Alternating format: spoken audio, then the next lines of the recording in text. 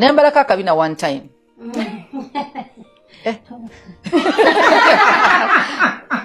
Nembala akabina because someone told me Suzan olugoye terunyumye luteke mu akabina. Yes, ngotadde obadde mukona akabina lwandigize nakangulira yennyini nangamba nze njaka kuleetera so nandeetera obubina bwali busatu nanga kati yambala tulaba akakutuuka okay ne nyambala then ngeno tekako olugoye yes nga ndaba njawula nga njawudde kati nga pressure kyenali sifaako nentandika okubanga siina lugoye lwe nnina kwambala nga tekaliimu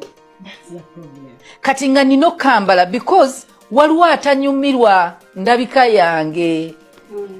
someone else not me nze nali okay kati pressure neva ebweru olina ngamba kambale kati naye mukambala saakafuna waliwo enjawulo era kasigala okajjamu n'osigala kuno kati laba bwenkajjamu ndi wako omwami bwe mba nakamulaga nga nkwana nti nkalina bwenkajjamu alowooza mbadde ki in fact atandika obuuza naye abakazi we should fear women enaku zompulira engombo mbu fear women but we should fear men also after God fear women so ogenda olaba pressure eyo otandika mpola mpola kabina sika bannange nerabiddeyo akabina kange kati ogenda ne gy'olaze nga toli happy toli comfortable obeera ku mukolo otya okusituka olowooza bagenda kundaba batya nga sikalina naye in reality buli muntu ali okay nze era nteraga abantu lugoye lwe lumataringa ne waliwo era ayambala goyeke nga kamukutto batakayina situuza kako they don't care they don't mind era nga Katonda yamukola bwatyo era bwe buba bufumbo waliyo omusajja nga tali okay there is a person I know omuntu omu yaŋŋamba abantu abalina obino obunene tebanaba kutukula nga ye kyalina mu mutwe gwe nga yagamba tebatukula nze sibaagala bandabikira bubi nga kati oyo tolina bw'omumatiza ne wabawo omuntu w'akabina yagala akabina akanyagamba nze tombulira abantu balina bubi na butini nga abataakula waliwo yakiŋŋamba muba temwakula okay kula so kati oyo tosobola mukonvinsinga ekitegeeza nti one man's meat is another man's poison waliwo bagamba nga obwala obutono Jessica Lynn Paz nga bagamba bwe bulimu ekyama nga be bakimanyi then ne wajjawo ne bagamba African men don't eat bones kati nga twebuuza tugejje tukogge ne wabawo omulembe nga bagamba nti abawala abatono jjukira abawala abatono sibe bantu bagenda osanga n'akabina akanene ne bajja ne bagamba nnyashi kati noboba mutono oyina okufuna engeri gy'oteekako akabina kambale that is the pressure bwenkambala I feel okay. Alright, nga wetwabadde tubasuubiza tugenda batukomawo n'ebirala bibino ebya Makula analysis yenna mulina byayogedde bituufu oba si bituufu nga wera enkola yaffe wano kwanda boyugi ka video mbadde nsaba okampeleka like kabenga kaso tambula katukere omuntu yenna yandagadde manya kweno information n'endigaza Pastor Bujingo wamu nane ne Suzan Makula nga we nabasuubiza nina ndino omusajja omukulu sijje mu studios era nga tuze batangaza mutasi katono nnyo ku nsonga zino mu Suzan Makula byazayogera ku mawulire naku zineno sijje anjisebo bewulidde omukazi muno yala yambaddeko kabina olowooza kiki zina bagamba waliwo ebintu ebimbi olina okukola simanyi oba yabadde ayita ndiga yabadde kukyokogera ku byakabina yakabina waliyo show gyakola n'abawala oba bagiyita the ladies what eri awo ku Salt TV kati oba kweyo show babeera nga boogera ku lifestyle yaabwe ndowooza bayogera ku ba ex be ndowooza mummanyi ye mukazi alina aba ex 50 akomaawo kankunyonyole olaba nze kintu kyendowooza ku bantu bano omanyi obulamu bwa social life bulamu buzibu nnyo obulamu buno oba olina okwegendereza bintu bingi byokola ebikuswaza oba ebikuyiwayo ngolowooza kikwongerako naye nga kikuswaza kati manyi bino bintu birimu n'omukisa nti abantu abamu bojjojja ng'olaba nga bazze boogera life yaabwe gyenvudde waabwe ayinza okuba nga mukyafu naye ng'abayisaawo oba okitegeera kati abantu nga tugeze nga Bobi Wine we yalinga anywa enjaga era nakyogerako nti anywa enjaga nti biki era nekimuyisaawo yafuna sympathy kati kyogamba bino byayogera bineno mbu yakola mu kasino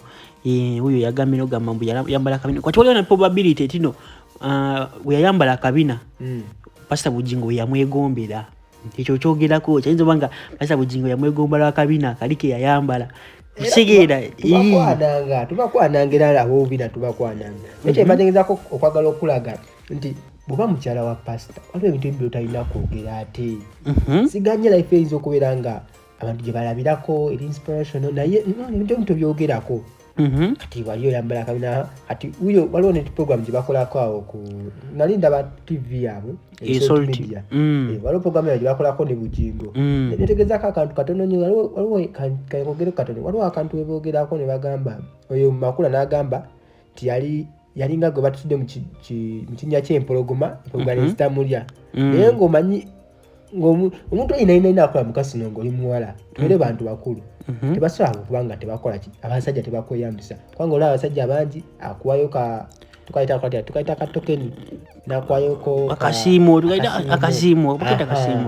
kati era abantu bangi baba bakuwa ebintu ng'ebyo era obagwa era omusajja yina ekikuweesa kintu ng'ekyo kwagala kola ki kukulya olowooza kyali necessary okugamba Bujingo ebyo ebintu nga paawo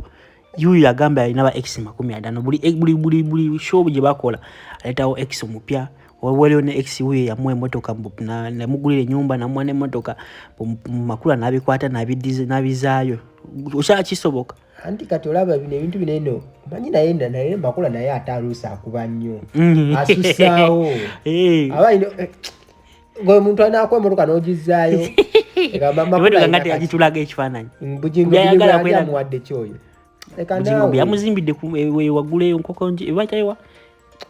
balina gye yamuzimbireyo ku lusozi ne mukazi we nno yasooka naye yabimukoleranga si yasoose nze nkubuulira naye nga oba omukyala wa musumba nze nkubuulira nti olina ebintu ebyo talina kukola atolaba Bujingo oyo ajja tuka ekiseera amwesonyiwe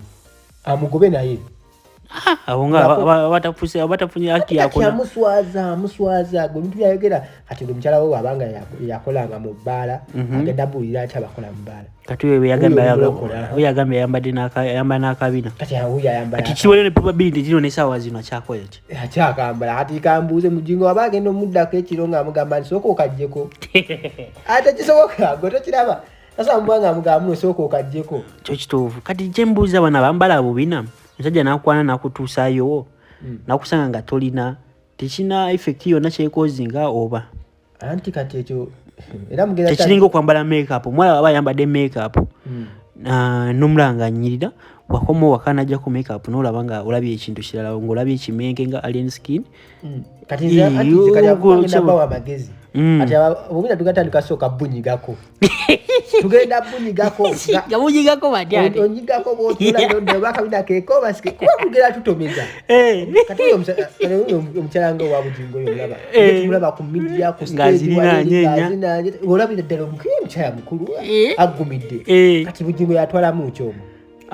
kati omuya yatwalamu ki atutunira mukazi wa Bujingo eyasooka nono kati katani kukompeyalinga ono kati kuya akabina akambala tujja oli aliko nakyo nga ne bbeera alyambala bwambazi oyo Makula toweswaza Makula ebyo muntu tobyogera kale siganye ebiyinza okubanga birina abuka bwosikiriza naye tekituufu kyogera nga wele enkola yaffe wano kwanda boyigi kavidiyo mukatuwele kalike kamenye nga kasootambula katukiri abo bwenna bekyandikutte kuko no information ndowooza ali important somehow gwe naina business oyagala kulanga naffe namba yaffe erawo eri 075 1487151 inbox nga ku WhatsApp wokka ya bwadde okyabanyonyola nsonga yani ya Makula ndowooza Makula anytime ajafuuka pastor okiraba oti nemba nasanga omwana wange agenze mu kyaki y'embuyi pastor tukomaawo